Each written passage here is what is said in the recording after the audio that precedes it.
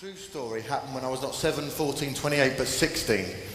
I was a punk rocker at the time, with spiky hair, destroyed t-shirt, distressed trousers, and Crass had come to play the local town hall. Now, Crass were the punk band of the hour. The Enemy at the time described them as the band whose name is on the back of every black leather jacket, or in my case, brown hooded raincoat. If you're not aware of the work, they sound like this. It was real sort of three-chord thrash, anarchy, agitprop, angry stuff. Like, the Godfathers of Krusty. They put out a 12-inch, 45 RPM EP with 20 tracks on it.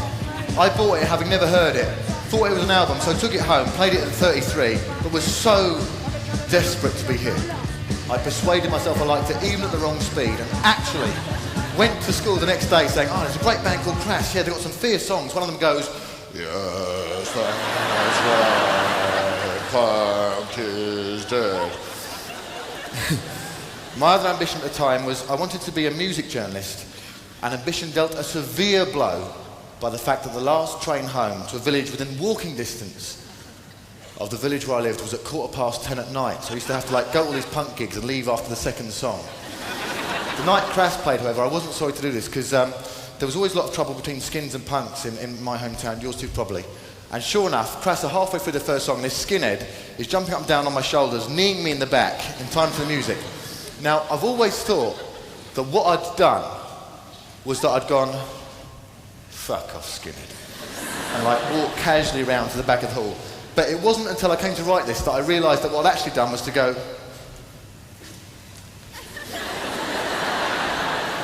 truly, as they say, the unexamined life wasn't worth living. So there I am, alone on the train platform at 10:15, waiting for the Titfield fucking Thunderbolt. Meanwhile, Sack, who's like the local punk hero, and these two skinheads came down as well. And I knew Sack because he used to skateboard as well, so I was talking to Sack and deriving much kudos therefrom. And Sack and the two skins, with me tagging along, go into the waiting room, and they start smashing it up. Now, not only was I not involved in smashing up the waiting room, but there was a suited commuter standing just outside, and I didn't want him to be frightened, so I made a light-hearted remark. Although again, it wasn't until I came to write this that I realised he would have been much more frightened at the sight of some skinny 16-year-old punk going, "The state of youth today."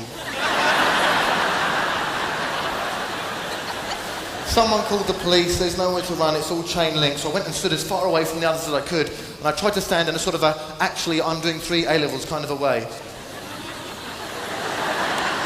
Would have got away with it as well, but then suddenly, with the insolent logic of nightmare, one of the two skinheads chose that moment to come and stand next to me, just as the police arrived, going, "All right, mate, all right, how you doing, all right?" Yeah, cool, yeah. So we all get arrested. PC Stevens takes my statement, and I'm allowed to go without any charges being brought, technically known as being refused charge, on the grounds that I've liberally grassed up everyone I was arrested with. Now, when you're arrested as a minor, they can't just let you go, so I had to phone my mum from the police station. It's one of those calls in life, "Hi, Mum. Hi. Can you pick me up? I've missed the last train." "No, I can't walk. I've pulled a muscle in my leg." "Where should we meet? Good question. You're coming from the old town by the big roundabout?" "Tell you what, Mum. What's the name of that big municipal building by the round? What is that? Is it a police station? Yeah, I can't actually meet you outside the police station. I'm not outside." And then my mum made one of those noises mums make in those situations. That one that sort of, oh. My son, the drug dealer. Oh. So I'm in the waiting room by the desk sergeant. Meanwhile, Crass have been arrested. A punkette was getting beaten up in the mosh pit. Steve Ignorant, lead singer of Crass, bravely dived straight in and ironically got charged with an affray himself.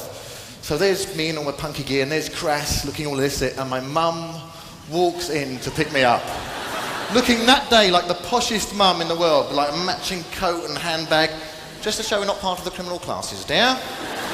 So picture the scene And pity me, there I am, and punk rock's so important to me and all my punky gear, and there's Crass, and I have to walk out behind my mum, past Crass.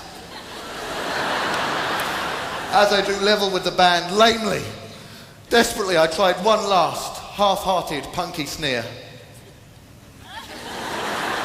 To no avail. My country lane credibility was in tatters. A return to skateboarding inevitable, when suddenly a door opened, and from out of the cold Newtown night came my salvation.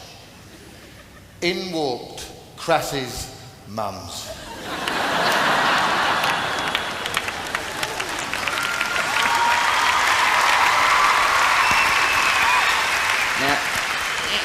Now that last bit wasn't strictly true, you know.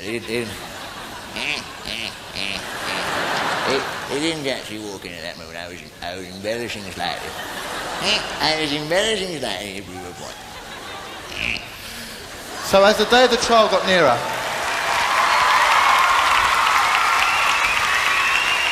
I thought, I can't go, you know. That statement I've given drops everybody in it, and, you know, I'd never been arrested before, so I was frightened. I wouldn't have said those things otherwise, and it's wrong to grass up your friends. I mean, even though, technically speaking, these people weren't actually my friends, they were still, you know, very violent people. So, on the actual day of the trial, I had a brainwave. I thought, I won't go. Criminal genius that I fucking am. How can they send you down if you're not at the fucking trial? It's been staring me in the fucking face. Spent the whole day living in the corners of my eyes, dodging invisible policemen. Got to midnight and nothing happened. And then nothing happened the next day, or the next. Then one day, I'm just turning the corner into the street where I lived, in time to see a detective inspector leaving in a police car. And he'd been talking to my mum for an hour in the kitchen, and what he said changes the whole nature of this story. Still felt like I was on a roll as I turned that corner though. You know, even though it was pure fluke that I'd missed this detective inspector, I felt like I'd been there with him and my mum in the kitchen all the time, wearing like a, you know, I thought I was a Scarlet Pimpernel. You've got to understand, I felt like I'd been there with him and my mum in the kitchen the whole time, wearing like a red frock coat and a tri-cornered hat, going, who knows where he can be? This Robert Newman. An inspector called, and what he said was one of those times when it's as if an invisible hand taps the director of the film of your life on the shoulder and is quietly substituted with some other director with a much darker pitch. What he'd said was that they'd been pegging the whole case on my statement, and because I hadn't turned up, Sack and the two skinheads had got off, but subsequently one of the two skinheads had been murdered on the London Underground, and that wouldn't have happened if I'd gone and given my statement. And I thought, you know, they always say you shouldn't grass, but if I had have done, you know, if I had have just gone straight to the court and just accurately and truthfully told what I saw, then maybe that skinhead would still be alive. You know, I'd be dead, but he'd still be alive. And I felt guilty about this, and it wasn't a guilt I could share with anyone, because everyone knows what it's like to wish, oh, if only I hadn't grassed that person up, because maybe they took a hiding. But no one knew what it was like to wish, oh, if only I grassed him up. You know, so all I could do was keep rerunning the scene in my mind, only this time I grassed him up and I don't feel so guilty, this intolerable burden of guilt, wishing if only I grassed him up, if I had the opportunity again I would, then I wouldn't feel so guilty.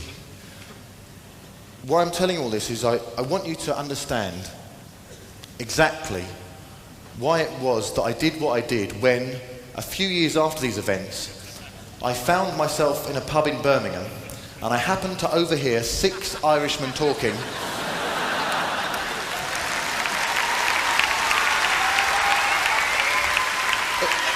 In what I took to be a suspicious manner, and exactly why it was that both then and also when I overheard 4 Irishmen talking in a pub in Guildford, I waited no time in going straight to the authorities. I thank you.